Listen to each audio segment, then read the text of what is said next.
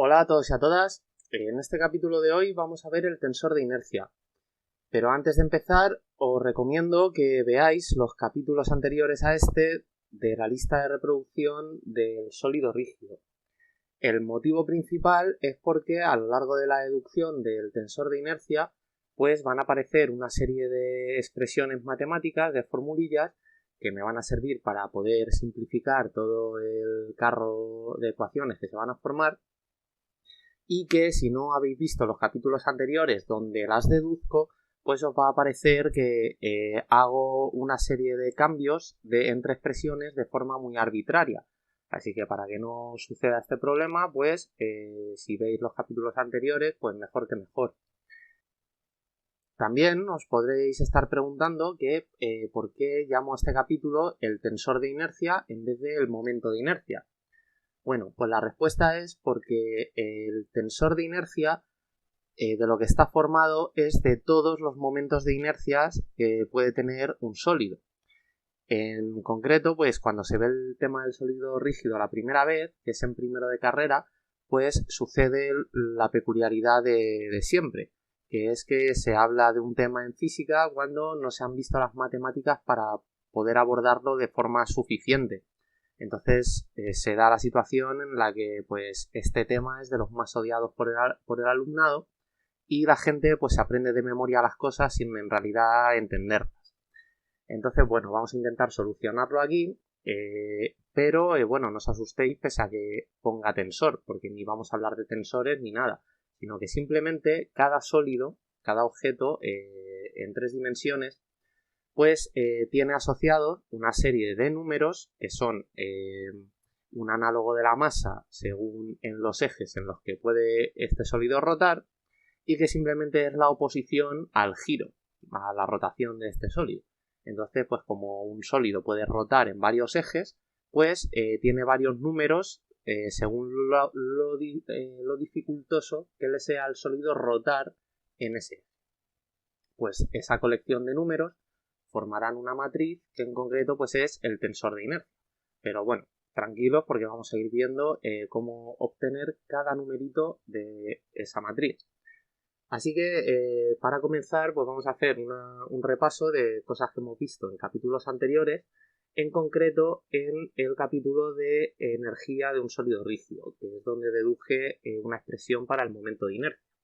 Así que bueno, lo que vimos en este capítulo es que la energía cinética de un sólido podía separarse en la contribución de la energía cinética del centro de masas de ese sólido más una energía cinética asociada a la rotación del sólido. En concreto, esta energía cinética de la rotación, pues de las ecuaciones dedujimos que no quedaba otra que fuera esto de aquí, un medio de lo que nosotros llamamos el momento de inercia por la velocidad angular al cuadrado. Vale, pues vimos también que según el tipo de sistema de partículas que tuviéramos, ya si es un sistema discreto o si es un sistema continuo, pues el momento de inercia tomaba una u otra expresión. Pues en concreto para los sistemas discretos, pues tomaba esta de aquí, que era que el momento de inercia era igual al sumatorio desde I igual a 1 hasta el número de partículas que tuviera el sistema de la masa de la partícula iésima por la distancia de la partícula iésima al eje de giro en el que está rotando el sólido al cuadrado. Recordad que en el capítulo de energía del sólido rígido, a esta R, durante la demostración, yo la llamé D, para que quedara claro que era la distancia al eje de giro. Lo que pasa que en todos los libros, pues nunca le llaman, yo no he visto que le llamen D, sino que le llaman R, como un vector posición, pero no es un vector posición cualquiera, sino que es el módulo de un vector al cuadrado, pero siendo este vector la distancia al eje de rotación del sólido, ¿vale? Bueno, pues para los sistemas continuos, el momento de inercia quedaba de la siguiente forma. Quedaba como una integral sobre toda la masa del sólido de la distancia de cada trocito de masa diferencial al eje de giro del sólido elevado al cuadrado por ese trocito de masa diferencial.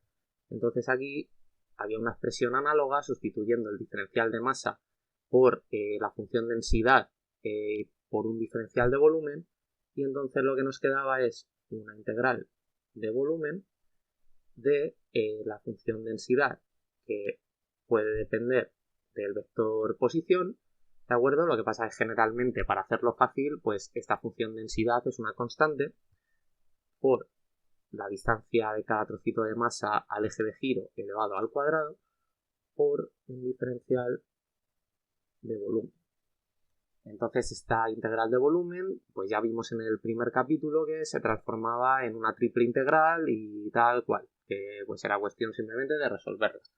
Vale, pues vamos a ver ahora que la demostración del tensor de inercia es parecido a la demostración que hicimos de este momento de inercia de un sistema continuo, pero que siendo más detallistas y teniendo más cuidado con las expresiones matemáticas, vamos a llegar a una expresión un poco más general que esta, en la que esta de aquí, la del momento de inercia, es una situación concreta dentro de la situación general, que va a ser el tensor de inercia. Entonces, bueno, para ello pues vamos a partir, obviamente, pues de la energía cinética. Así que tendremos que la energía cinética de una partícula, de la partícula iésima, pues esto es igual a 1/2 de la masa de la partícula iésima por la velocidad de la partícula iésima al cuadrado, ¿de acuerdo? Y aquí vamos a hacer lo que ya os he comentado en algún otro capítulo, que es que vamos a tener en mente como una especie de superposición entre sistemas discretos y sistemas continuos a la hora de hacer las demostraciones. ¿Por qué? Pues porque al final el tipo de notación pues acarrea, tiene límites y para que no quede una notación muy engorrosa, generalmente en los sistemas continuos lo que se tratan son puntos del sólido. Puntos que tienen 3 números asociados, que son la posición en el espacio, o sea, las coordenadas de ese punto en el tipo de espacio que estemos. Lo que pasa es que para no hacer ese tipo de notación tan liosa, permitidme que vamos a tomar o vamos a hacer el experimento mental de tomar un sistema continuo como infinitos sistemas discretos. Como que al final lo que vamos a hacer es llevar esta situación en la que esto es una partícula al límite en el que hay infinitas partículas, y eso nos va a dar un sistema continuo mediante integrales, o sea, transformando límites de sumatorios en sumas de Riemann y esto en integrales, etcétera. Lo vamos a ir viendo ahora, ¿vale?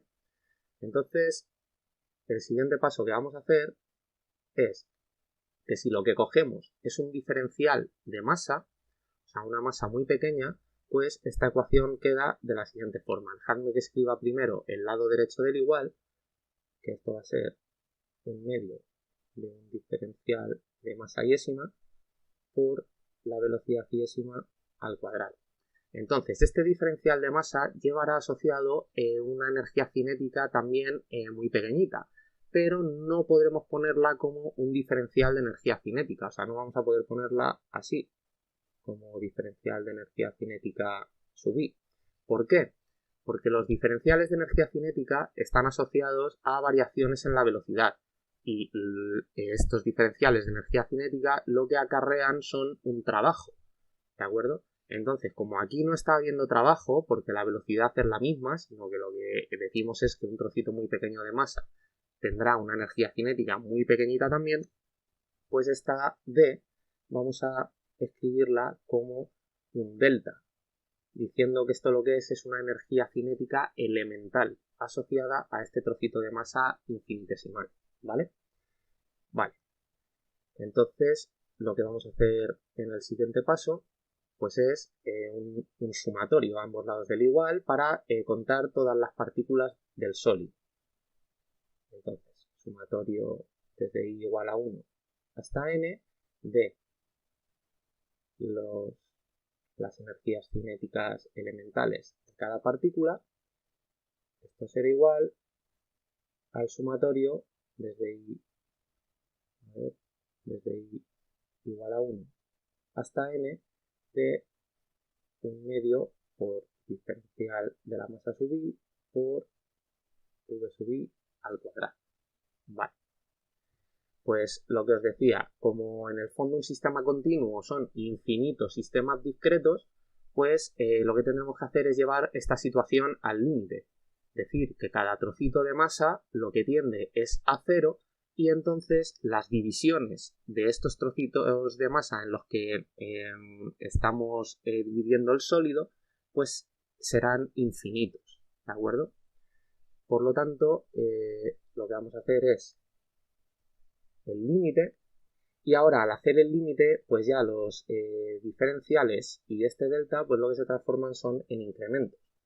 Entonces, el incremento de energía cinética que tiende a cero en el límite de este sumatorio de aquí,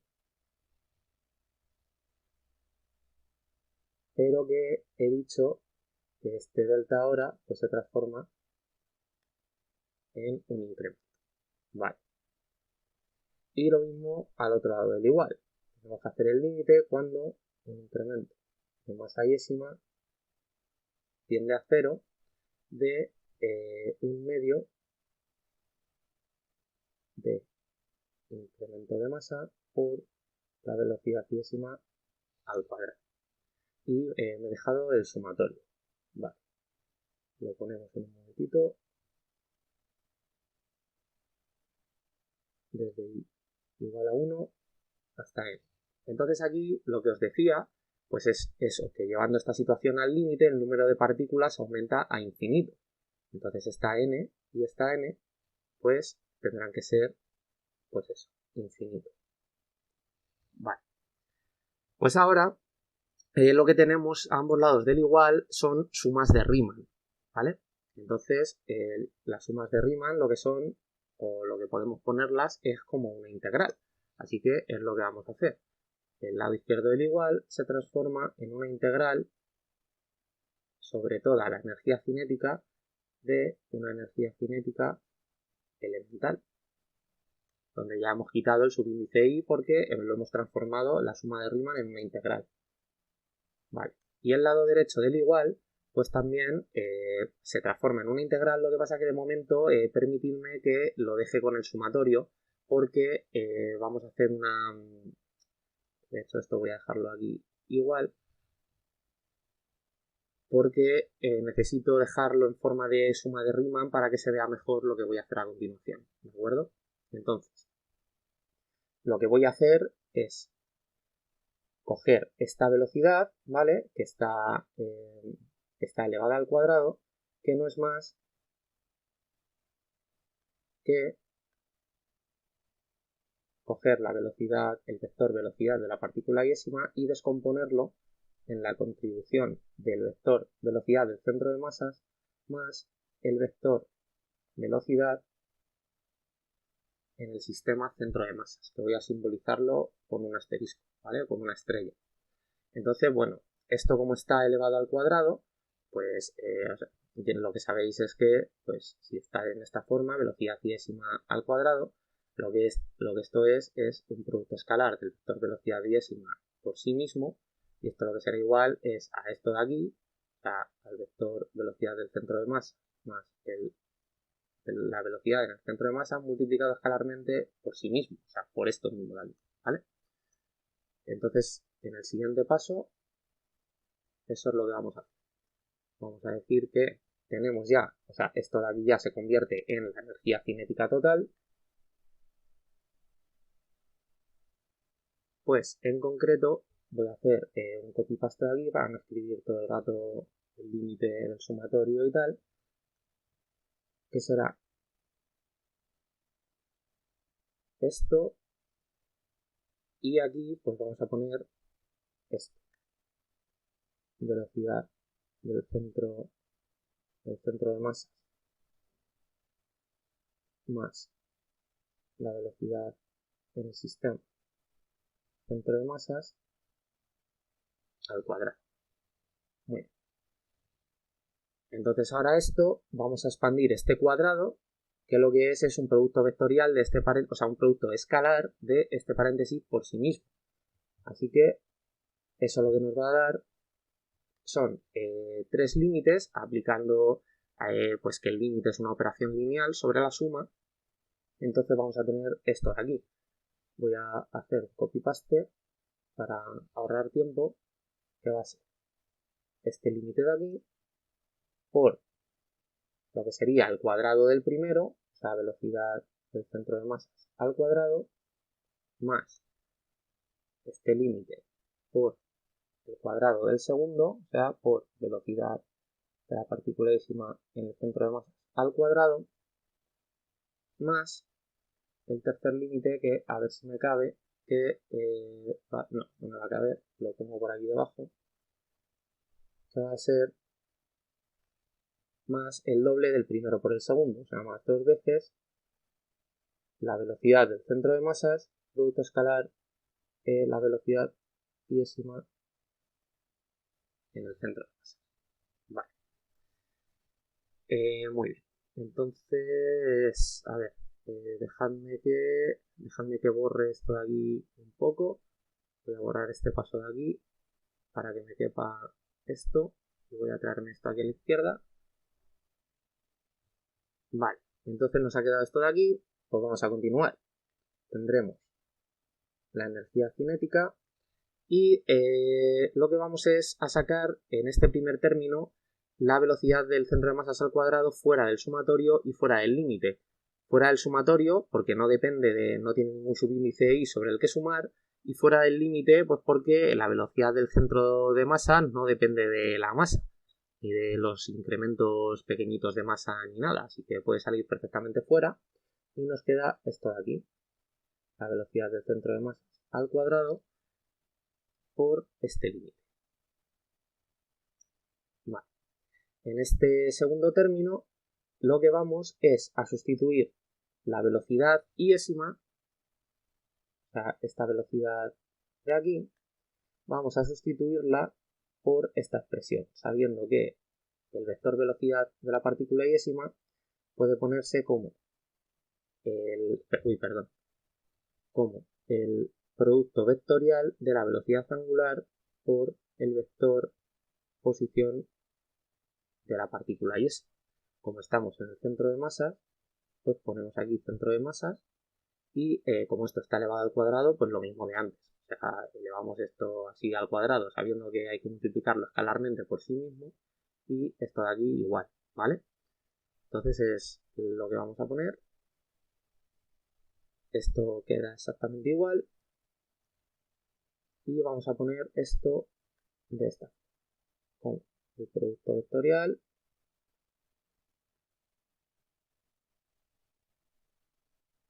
así al cuadrado, ¿vale?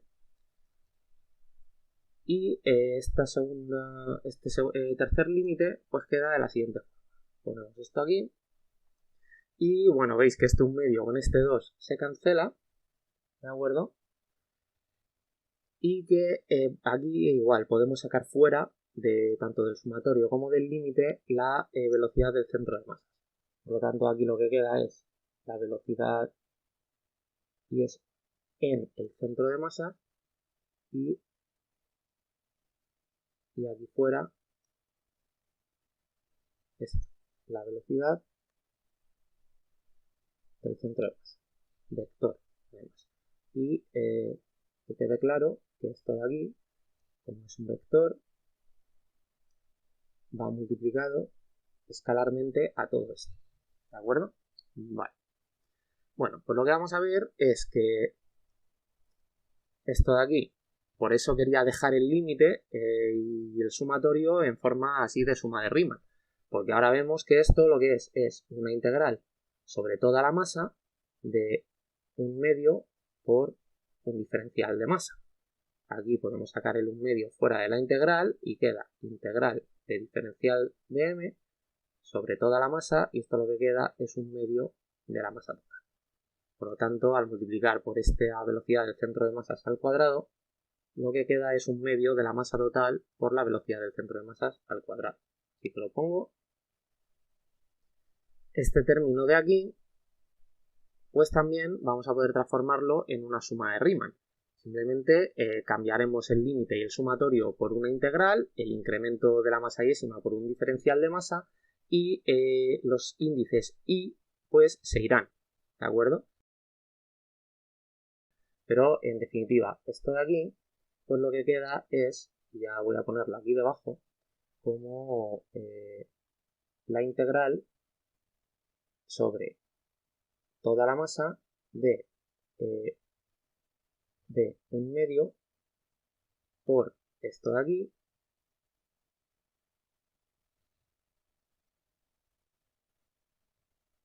por el diferencial de masa. Así que lo pongo ya aquí directamente. Muy bien, y aquí en este término pues vamos a hacer exactamente lo mismo. Esto se nos transforma en una suma de Riemann que queda de la siguiente forma. Queda la integral de el vector velocidad en el centro de masa por un diferencial de masa. Y esto lo que nos da es la masa total por la velocidad en el centro del centro de masas en el sistema centro de masas. Esta es una de las fórmulas que os decía al principio del vídeo, pues que ya he deducido en capítulos pasados y que, pues eso, o sea, que no parezca demasiado arbitrario que establezco esta equivalencia. De todas formas, esto se puede ver más fácil si esta masa de aquí la paso dividiendo al otro lado y queda esto de aquí. La velocidad del centro de masas es esto, y si sacamos el factor derivada de aquí o sea, ponemos como que la velocidad del centro de masas es la derivada de la posición del centro de masas y aquí que la velocidad es la derivada de un vector posición, cancelamos el operador derivada y nos queda la posición del centro de masas de un sistema continuo, ¿vale? Lo que quería decir es que, poniendo otra vez esta masa en su sitio, pues la velocidad del centro de masas en el sistema centro de masas, esto de aquí, es 0. Porque el centro de masas en su propio sistema de referencia no se mueve. Por lo tanto, todo este término de aquí se va a cancelar y no va a contribuir a la energía cinética. Así que lo elimino. Muy bien, entonces aquí lo que nos vuelve a quedar es que un medio de la masa por la velocidad del centro de masas al cuadrado, pues esto lo que es la energía cinética del centro de masas. Más esto de aquí. Así que lo que voy a hacer es... bueno, y esto, pues bueno, también podríamos ponerlo como que, si no queremos poner el diferencial de masa, voy a hacer un copy paste de esto. Esto podemos ponerlo también como una integral de volumen donde lo que tenemos es un medio de la función densidad que puede depender del vector posición, y ahora como estamos en el centro de masas, pues lo pongo, a ver, voy a poner el paréntesis, vector posición en el centro de masas, y de hecho aquí daos cuenta que por hacer copy pastes me he dejado el índice subir y al transformarlo en una integral ya no tengo que poner el índice, ¿vale? Vale, esto por este paréntesis de color azul. Muy bien.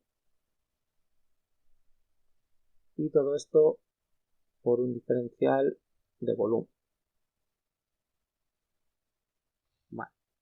Entonces lo que voy a hacer es borrar este cálculo de aquí y poner esto aquí arriba. Muy bien. Daos cuenta que aquí lo que estamos es intentando, con la fórmula que teníamos de antes, establecer equivalencias. Pues bueno, la de la energía cinética del centro de masa ya la hemos conseguido.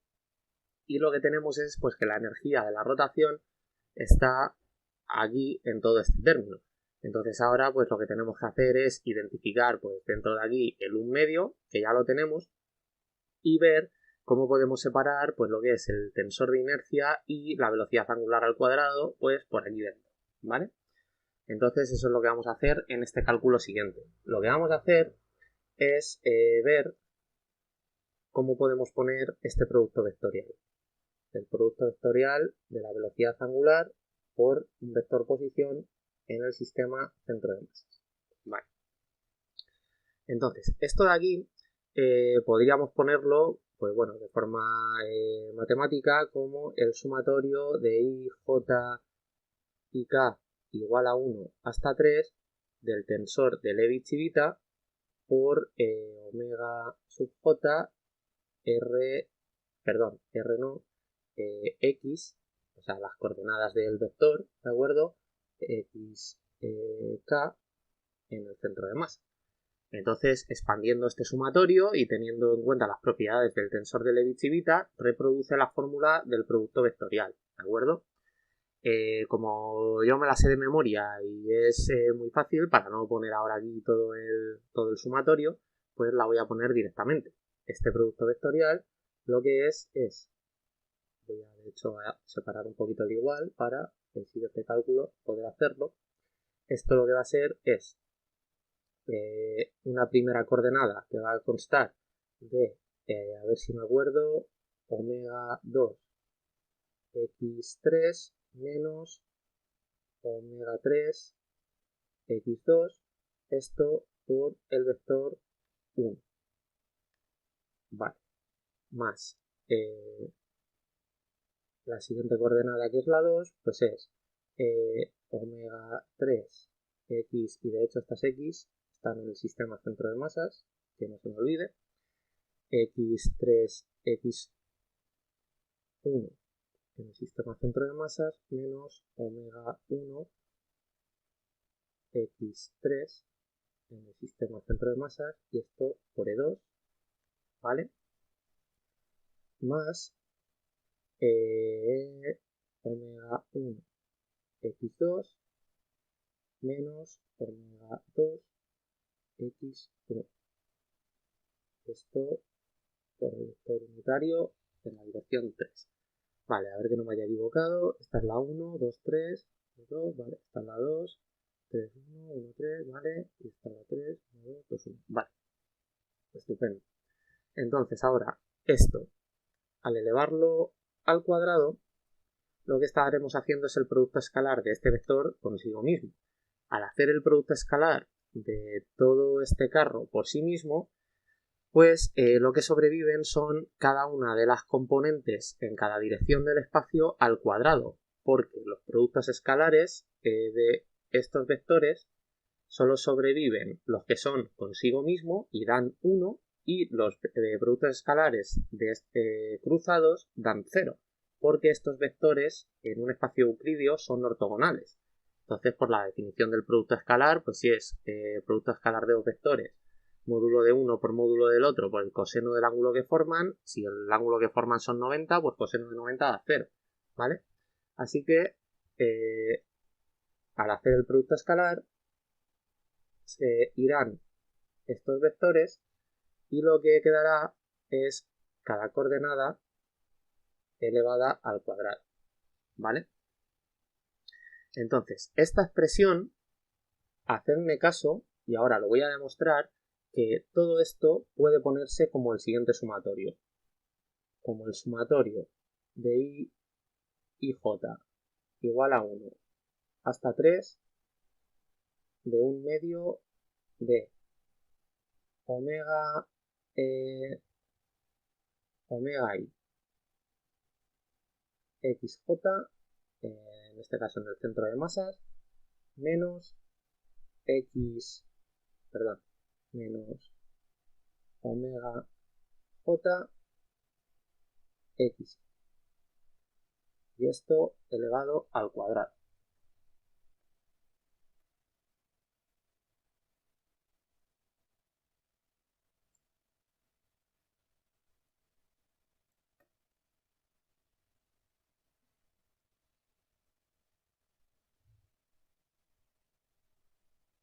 Así que voy a poner por aquí un ejemplo para que veáis que en efecto esta fórmula reproduce esto de aquí y que en el fondo es este producto vectorial elevado al cuadrado. A ver, decimos que este sumatorio, si lo expandimos, pues ¿qué es lo que vamos a tener? Vamos a ir, que sea que haga un paréntesis aquí ahora al demostrar esto de 5 minutillos o espero que menos, pero creo que va a merecer la pena que lo haga, para que no parezca esto muy arbitrario. Vale, pues aquí tendremos un medio de, pues en el sumatorio IJ, pues vamos a coger ahora I1J1, pues omega 1 x1 en el centro de masas menos omega 1 x1 en el centro de masas. Todo esto al cuadrado. Vale, más un medio de, pues ahora I igual a 1, J igual a 2 en el sumatorio. Entonces, omega 1 x2 menos omega 2 x1.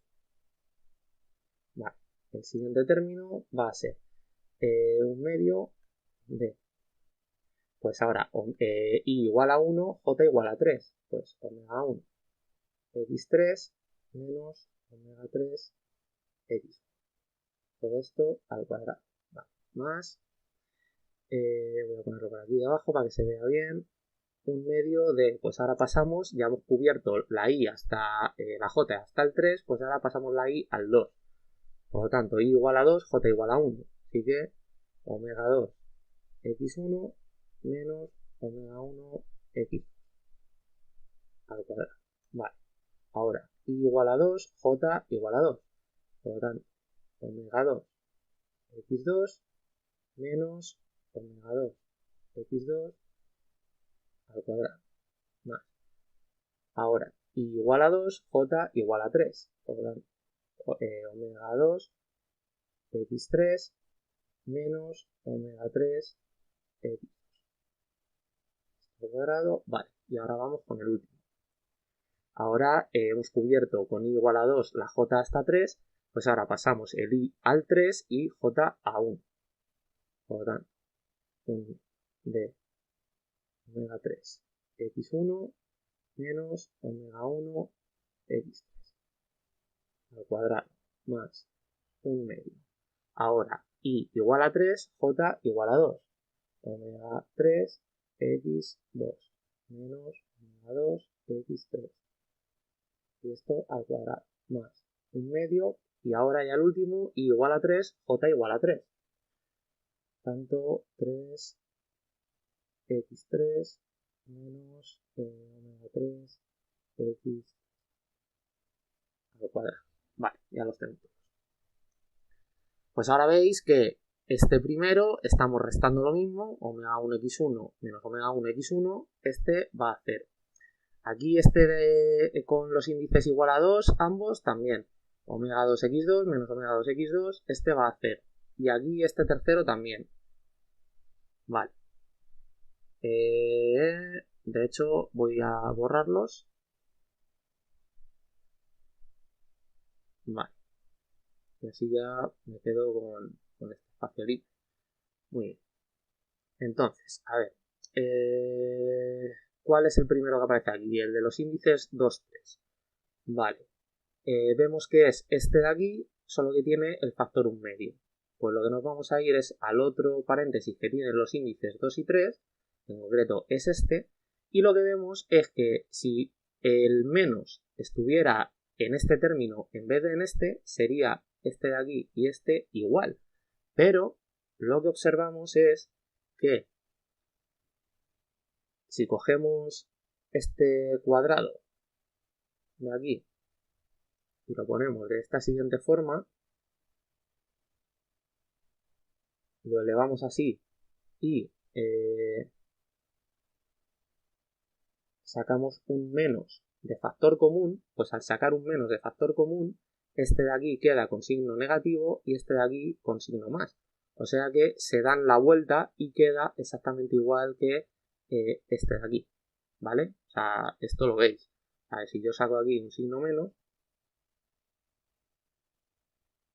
voy a hacerlo que se vea bien. si yo saco aquí un signo menos, pues entonces me queda menos omega 3 x2 más omega 2 x3, ¿vale? Este cuadrado, al signo menos este, lo convierte en un más. Por lo tanto, lo que vemos es que precisamente por estar elevado al cuadrado, da igual que cambiemos de orden la resta que hay dentro del paréntesis, porque nos va a dar el mismo número. Y ahora esto ya colocado, pues este a la izquierda y este de aquí a la derecha, nos queda lo mismo de aquí. Por lo tanto, como estamos sumando lo mismo dos veces, pues ya quito este término y multiplico aquí por 2. Entonces, este 2 se cancela con este 2 y ya tenemos este término que es este primero. Si hacemos lo mismo con los otros, pues para obtener este de aquí, el 3,1, a ver dónde está, aquí, pues haremos lo mismo. Cogeremos este de aquí, sacaremos un menos de factor común, o sea, damos la vuelta a esta resta de aquí, como está elevado al cuadrado, queda igual, y entonces estamos sumando esto más esto, que es lo mismo. O sea, multiplicamos por 2, se cancelarían estos doses y nos quedaría este término de aquí que es este, ¿vale? Este de aquí pues se iría. Y lo mismo con el otro, ¿vale? Repetimos el mismo proceso y obtenemos este de aquí. Por lo tanto, concluimos que este sumatorio, voy a borrar esto, porque ya me ha quedado un poco guarrinón, queda claro que este sumatorio de aquí lo que nos está reproduciendo es este producto escalar. El producto escalar, el producto vectorial de omega por el vector R en el sistema centro de masa, todo ello elevado al cuadrado, ¿de acuerdo? Así que lo que vamos a hacer es, en estas ecuaciones de aquí arriba, sustituir este producto vectorial al cuadrado por este summatorio. Vale, al final no lo he cambiado porque voy a seguir en esta expresión arreglándola un poquito más y bueno, voy a estar todo el rato copiando y pegando aquí arriba, así que pues dejamos esta de momento, ¿vale? La del producto vectorial al cuadrado, y nosotros sabemos que esto de aquí es igual a este sumatorio, ¿vale? Bueno, pues lo que os decía, vamos a ir expandiendo esto un poquito más. En concreto, lo que vamos es a expandir este término de aquí dentro que está al cuadrado, pues en el binomio al cuadrado que está. Así que esto queda como el sumatorio desde I y J igual a 1 hasta 3 de un medio, y voy a abrir aquí un corchete porque quedaría cuadrado del primero, o sea, omega I xj en el centro de masas al cuadrado, más cuadrado del segundo, que es omega j xy centro de masas al cuadrado, menos el doble del primero por el segundo, o sea, de omega I xj omega j x. Vale. Y cierro corchete. Bueno, pues aquí lo que podemos hacer es, en este segundo término, renombrar los índices. O sea, cambiar el índice I por el índice J.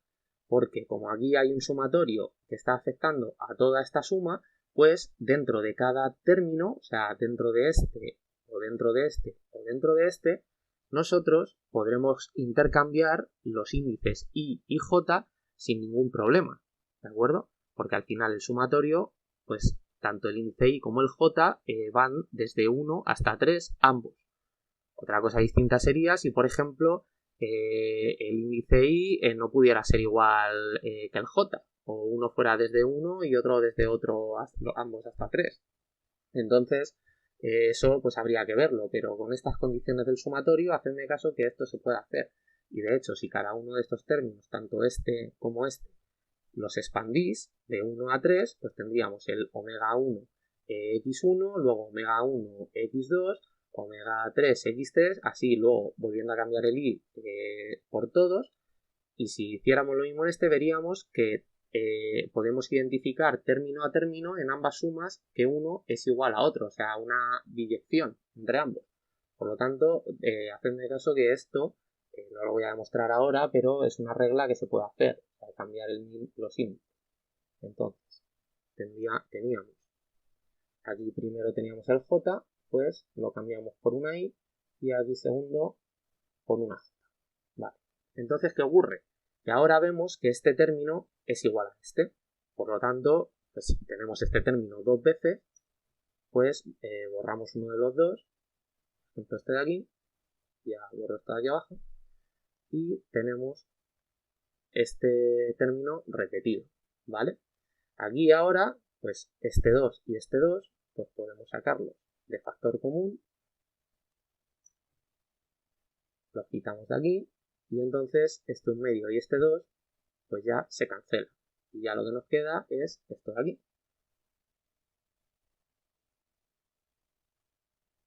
Dejadme que lo traiga un poquito para acá. Muy bien, y ahora lo que vamos a hacer es arreglar este término de aquí, que simplemente pues vamos a poner a reorganizar sus términos, porque esto son números y cumple la propiedad conmutativa. Vamos a poner omega i, omega j, x, vale, xi, xj, para que quede así ordenadito aquí arriba. Bueno, pues lo que vamos a hacer en el siguiente paso es distribuir este sumatorio respecto a esta resta de aquí. Entonces, vamos a ir despacito, pues tendremos el sumatorio desde i y j igual a 1 hasta 3 de omega i al cuadrado por xj en el centro de masas al cuadrado menos el sumatorio desde i hasta j igual a 1 hasta 3 de omega i, omega j, xi en el centro de masas y xj en el centro de masas. Vale. Bueno, entonces lo que vamos a hacer ahora es, en este primer sumatorio, vamos a expandirlo para darnos cuenta de que podemos simplificarlo un poco y pasar de uno de los dos elementos que hay aquí, en concreto de este x sub j al cuadrado. Ahora veréis. Vamos a expandirlo entonces, por lo tanto, vamos a sumar primero sobre el índice i, pues tendremos omega 1 al cuadrado. Y bueno, lo que voy a hacer es, para ir un poco más rápido, voy a hacer esto. Tendremos omega 1 al cuadrado por x1 en el centro de masas al cuadrado más x2 en el centro de masas al cuadrado más x3 en el centro de masas al cuadrado. ¿Vale?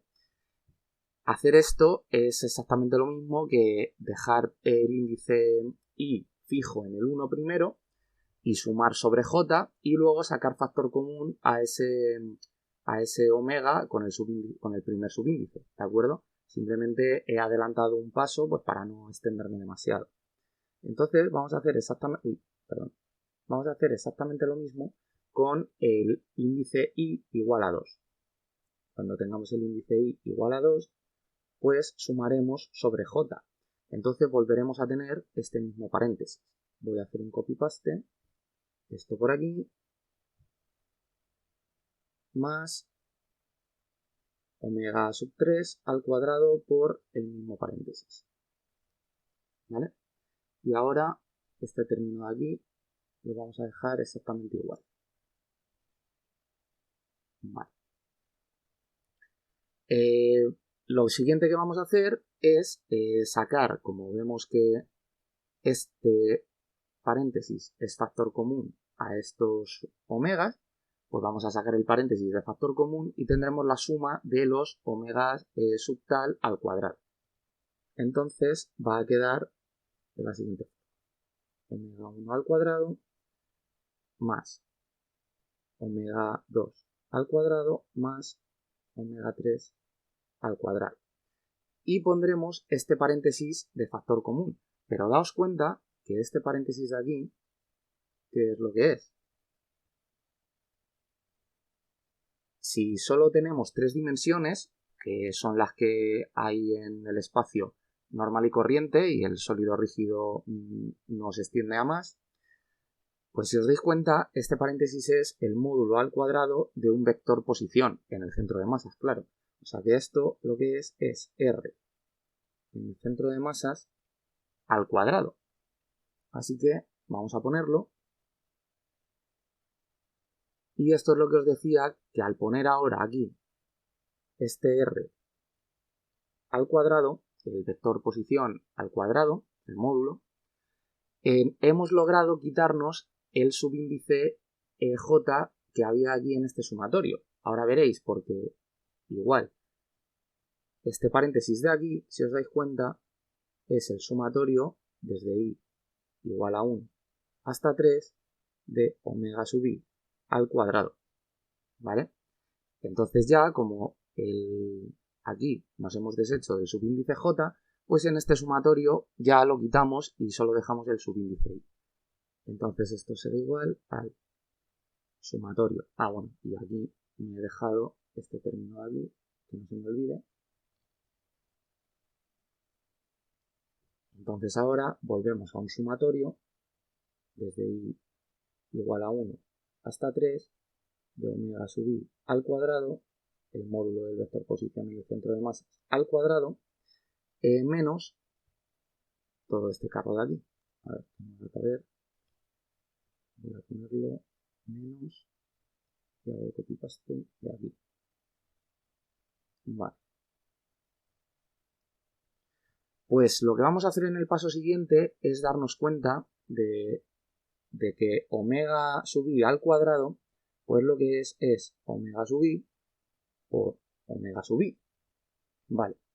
Pues yo os digo que uno de estos dos omega sub I vamos a poder cambiarle el índice a omega sub j con la intención de que aparezca lo mismo que aparece aquí en este término y sacarlo de factor común. Lo que pasa es que vamos a tener que pagar un precio a cambio que va a ser el siguiente. Vamos a poder decir que omega sub I a lo que es igual es al sumatorio desde j igual a 1 hasta 3 de la delta de Kronecker y j por omega j. Y vamos a poner un ejemplo para que lo veamos claro. Si tenemos, por ejemplo, omega 1, pues omega 1 por esta fórmula lo que será es el sumatorio desde j igual a 1 hasta 3 de la delta de Kronecker 1 j omega j. Pues esto lo que es igual es a delta 1 1 omega 1 más a delta 1 2 omega 2 más delta 1 3 omega 3. Vale. Entonces, la delta de Kronecker, cuando tiene índices distintos, cuando I es distinto de J, los subíndices, es igual a 0. Por lo tanto, este término va a 0 y este término va a 0. Y cuando son iguales, lo que es 1. O sea que este de aquí es igual a 1. Y lo que tenemos es pues, que solo ha sobrevivido omega 1, correspondiente a lo que teníamos aquí. ¿Vale?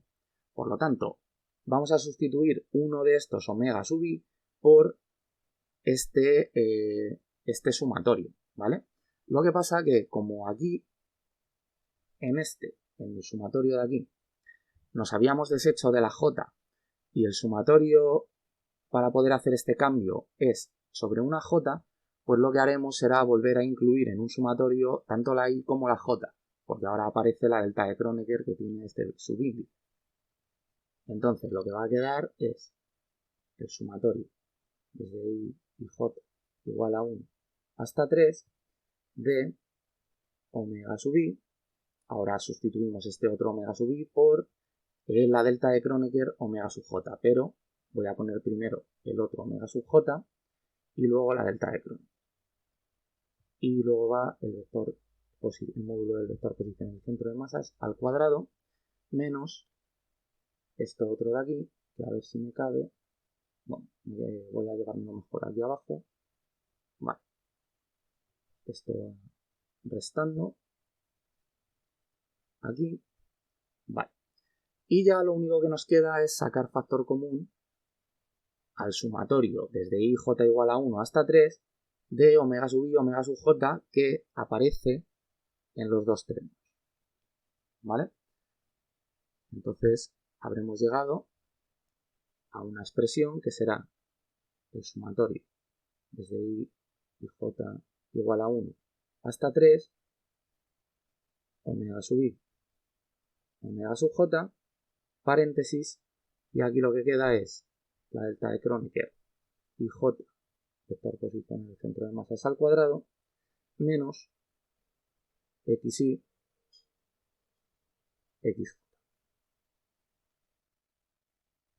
Muy bien, así que ahora lo que vamos es a coger la ecuación que teníamos arriba, en el que la energía cinética lo que era igual era a esto, a la energía cinética del centro de masas más la integral de volumen de un medio de tal por esto que teníamos en azul, que hemos llegado a esta expresión de aquí. Así que hacemos aquí el copy-paste, ¿vale? Y pues todo esto por el diferencial de volumen. Vale. Entonces ahora aquí, ¿qué podemos hacer? Bueno, pues podemos sacar el 1 medio fuera de la integral y este sumatorio de aquí con la omega i y la omega j también fuera de la integral, de forma que nos quede de esta forma. O sea, que quede... a ver cómo lo hago. Vale, esto de aquí queda igual. Entonces, claro, lo que os decía es que puedo sacar fuera de la integral este 1 medio. A ver, 1 medio de el sumatorio desde i y j igual a 1 hasta 3 de omega sub i por omega sub j, que lo que os quería decir es que puedo sacarlos desde, fuera de la integral, porque como la integral es de volumen, pues el volumen solo depende de las coordenadas que marcan pues, la posición de cada punto del sólido. Y no dependen el volumen del sólido, pues no depende de la velocidad angular que tenga. Por lo tanto, esto puede salir fuera de la integral. Es lo que quería decir. Entonces ahora lo que nos queda dentro sí que es esto, que es la integral de volumen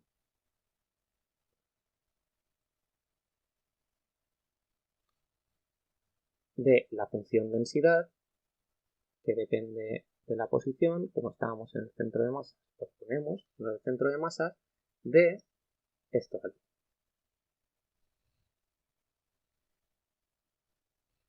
Vale, borro esto de aquí arriba. Ok, pues nos quedaría de esta forma, donde pues aquí podemos establecer la semejanza con el término de arriba bastante claramente. De hecho, también este término, pues en esta integral, en vez de poner la integral de volumen, podemos quitar la función densidad con el diferencial de volumen y ponerlo, pues como teníamos aquí arriba esta expresión del momento de inercia, pues con el diferencial de masa, ¿vale? Y de hecho voy a borrar esta aquí porque ya no me hace falta. Me subo, voy a dejar aquí un poco, me subo esto de aquí. Y ahora lo que voy a hacer es subirme esto, pero voy a poner primero esto de aquí. Vale, donde os quería decir que no queda otra, de aquí, a ver, ¿cómo lo hago? Aquí, así. Esto, que sea el término de la energía cinética de la rotación. Como lo que nosotros teníamos era que la energía cinética de la rotación, de hecho aquí arriba se me ha olvidado poner que es la de la rotación, dejadme que lo corrija. Vale, pues lo que vemos es que podemos identificar este 1 medio con este 1 medio, podemos identificar el omega cuadrado con este producto de omega i por omega j, y entonces no nos queda otra que el término correspondiente al momento de inercia pues sea esta integral de aquí. O en esta otra expresión, pues esto. ¿Vale? Por lo tanto, a ver que borre esto. Llegamos a que el momento de inercia en realidad es un objeto que depende, o sea, que es hacer una integral y que depende de dos índices, de i y de j. Por lo tanto, debemos ponerlo aquí porque según el número que aparezca en la i y en la j, pues esto tomará una expresión totalmente distinta. Vamos a hacer, bueno, voy a ponerlo todo en color azul. Esto es esto. Vale, a esto de aquí. Y daos cuenta que pues hemos hecho este cálculo en el sistema de coordenadas centro de, o sea, hemos calculado el tensor de inercia en el sistema centro de masas, pero claro, aquí os dais cuenta que pues en realidad, claro, o sea, este tensor de inercia tendría que llevar aquí un asterisco, una estrella, como que lo estamos calculando en el sistema centro de masas, pero siempre podemos quitar las estrellas de por aquí y calcularlo en cualquier otro sistema. Entonces aquí, claro, la función densidad pues está un vector R normal, ¿vale? Y esto es la expresión general del tensor de inercia en cualquier sistema en cualquier base, ¿de acuerdo? Que no tenga que ser el sistema centro de masa, ¿vale? Esta característica que tiene el tensor de inercia, que es que lo podemos calcular en cualquier base que queramos, o sea, colocada en cualquier punto del espacio, pues lo que nos da es, o la condición que nos impone es que depende precisamente pues, del punto del espacio donde nosotros estemos. Por lo tanto, el tensor de inercia dependerá del punto P, donde nosotros lo estemos midiendo, y por ser un objeto de dos índices, pues será una matriz. En concreto, una matriz de 3×3, porque son las dimensiones de nuestro espacio, 3, que van a marcar, ahora os diré qué es lo que es cada número de estos de aquí. Pero vamos, que está relacionado lo de que sea una matriz de 3×3 es con las dimensiones del espacio, porque al final pues solo puede haber un máximo de 3 ejes que nosotros podamos poner sobre los que gira el sólido en una base, ¿de acuerdo? Si queremos hacer que coincida cada uno de estos ejes con los ejes de la base, quiero decir. Bueno, no sé si se me está entendiendo mucho, pero que sí. Si no, ahora de todas formas, ahora voy a explicarlo un poco más detalladamente. Vale. Una vez que tenemos ya esto de aquí, pues voy a borrarme esto de aquí arriba. Bueno, no sé si borrarlo o no, porque lo que quería que vierais es el ejemplo en el que tenemos un tensor de inercia. Vamos a poner que esto es un ejemplo. Un tensor de inercia con los dos índices iguales, o sea, I. El segundo índice es igual al primero. Entonces, ¿qué tenemos que hacer? Bueno, pues tenemos que hacer esta integral y entonces tenemos lo siguiente. La integral, voy a quedarme con la primera, la integral sobre toda la masa de el delta de Kronecker y aquí el vector el vector posición al cuadrado menos xy por xy. Por lo tanto, esto será xy al cuadrado. Vale. Esto por d. Muy bien. Aquí la delta i, por tener los dos índices iguales, se convierte en un 1, por lo tanto nos queda esto. Y ahora el vector r, pues en 3 dimensiones, si nosotros decimos que una dimensión es la i, otra la j y otra la k, pues por ponerle letras en vez de números, ¿de acuerdo? Pues tenemos que el vector posición al cuadrado lo que es la suma de sus coordenadas al cuadrado. Por lo tanto, esta integral sobre toda la masa lo que tendremos es la xy al cuadrado más la xj al cuadrado más la xk al cuadrado, que pueden simbolizar pues la x1 al cuadrado más la x2 al cuadrado más la x3 al cuadrado, ¿vale? O sea, esto quiere decir que esto es la dimensión 1, esto es la dimensión 2 y esto es la dimensión 3, ¿vale? Vale, pues aquí no tengo que cerrar el paréntesis todavía porque me queda menos xy al cuadrado, esto por dn. Vale, entonces estos xy se van porque se están restando. ¿Y qué es lo que nos queda? Pues lo que nos queda es xj al cuadrado más xk al cuadrado. Y esto lo que es la distancia al eje xy. Igual que pues cuando tenemos un espacio de 3 dimensiones, la distancia a uno de los ejes, pues por ejemplo, si tenemos aquí la x, la y y aquí la z, siempre cualquier distancia al eje z, ¿de acuerdo? O sea, pues por ejemplo, una distancia que esté en este plano, pues en este plano de aquí, pues esta, vamos a definir esta distancia al eje z. Pues esa distancia al eje z siempre será de la forma x cuadrado más y al cuadrado. O sea, de las otras coordenadas sumadas al cuadrado. ¿De acuerdo? Por lo tanto, esto de aquí al final es esta fórmula, quiero decir, esta no es más que esta, donde esta r es la distancia de los trocitos de masa diferenciales al eje de giro. Pues si aquí estamos calculando el momento de inercia respecto al eje y, pues hemos obtenido como un caso particular el momento de inercia que obtuvimos en el capítulo de energía de un sólido rígido.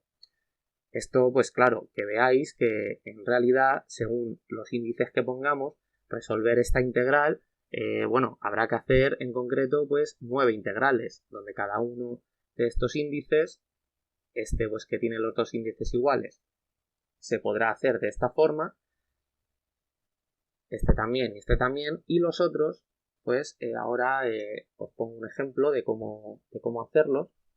Vale, borro a partir de aquí.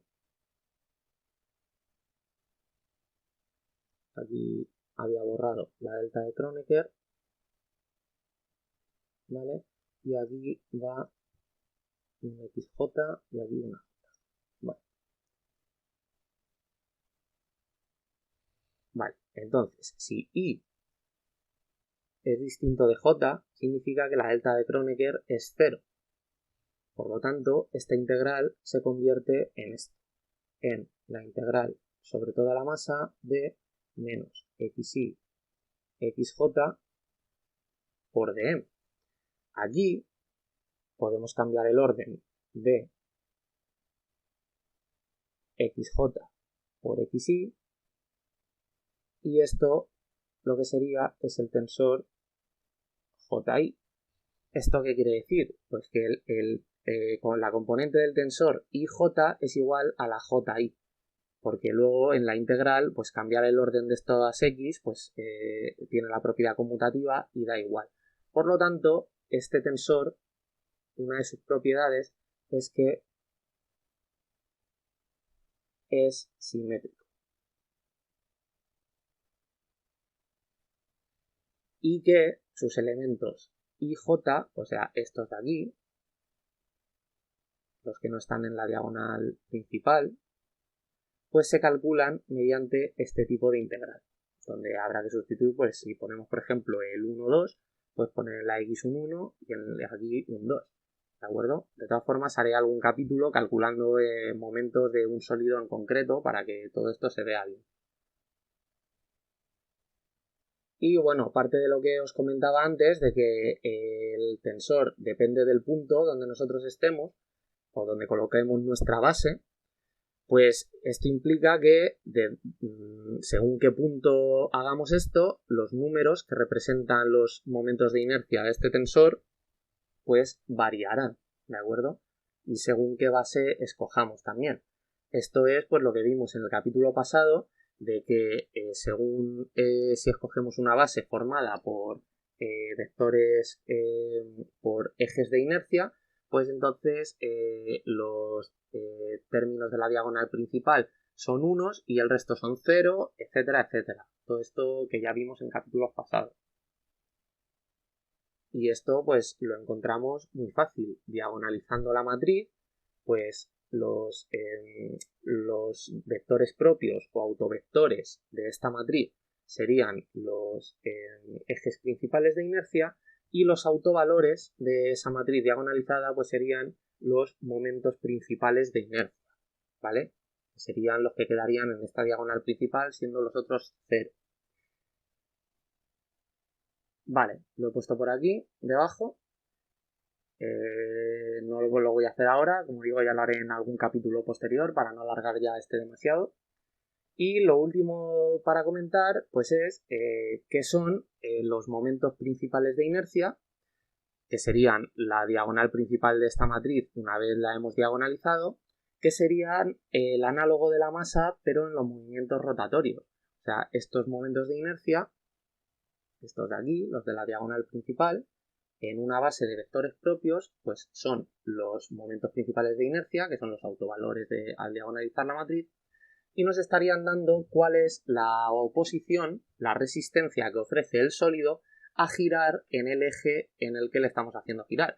Pues por ejemplo, si esto estuviera diagonalizado, fueran 0 todos los términos fuera de la diagonal principal, pues este numerito de aquí, el 1, 1, nos diría cuál es la oposición del cuerpo a rotar, o perdón, no a rotar, sino a que lo aceleremos rotando, o sea, que hagamos un torque sobre este cuerpo en cuando está girando sobre el eje X, ¿de acuerdo? Que sería este de aquí, la posición 1, 1.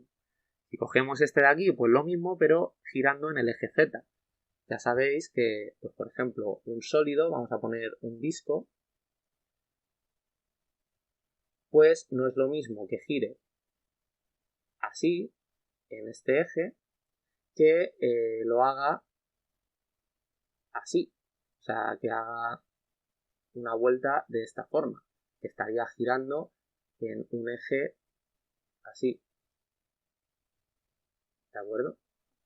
Entonces, en cada giro, en cada uno de esos dos ejes, pues ofrece una resistencia a acelerarlo, o sea, a realizar un torque, y es esta. O sea, es el análogo de la masa en los movimientos rectilíneos. O sea, la masa es una oposición a acelerar el cuerpo en una dirección, en una recta, pues esto es lo mismo, pero en vez de acelerarlo, pues a acelerarlo, pero angularmente. O sea, en vez de aplicarle una fuerza para acelerarlo, pues nosotros para obtener una aceleración angular necesitaríamos aplicar un torque.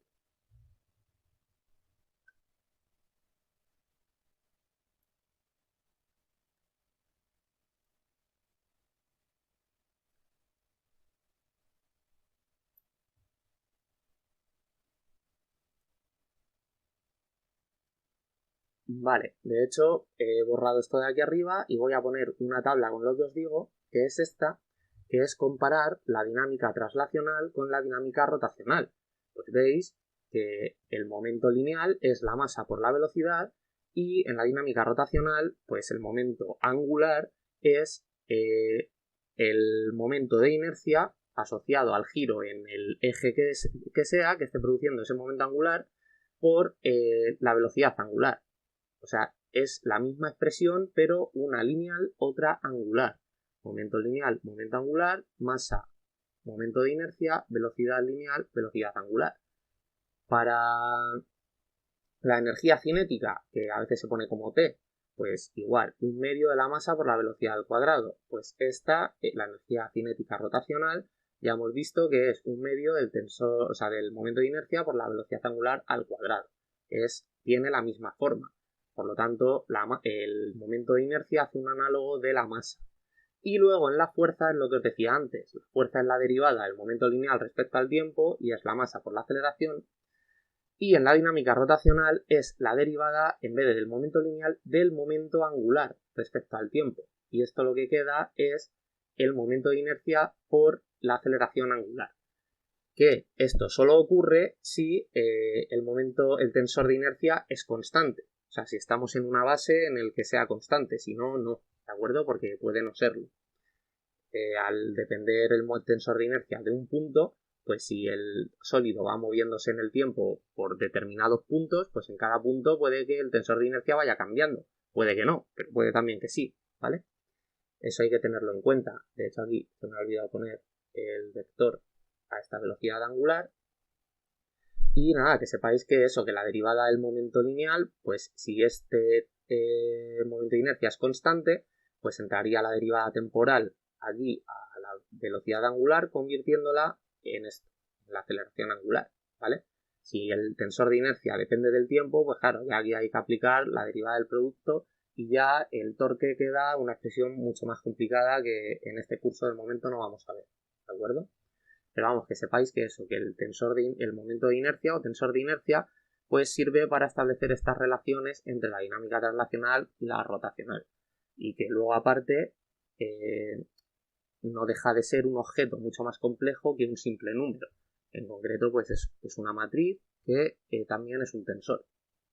Así que nada, yo creo que ya en este capítulo pues he hablado de todo lo que podía hablar para el nivel que tenemos del tensor de inercia y espero que lo hayáis entendido y ya en otro capítulo pues pondré algún ejemplo calculándolo de varios sólidos para que veáis cómo se resuelven este tipo de integrales. Así que nada, nos vemos en el siguiente capítulo.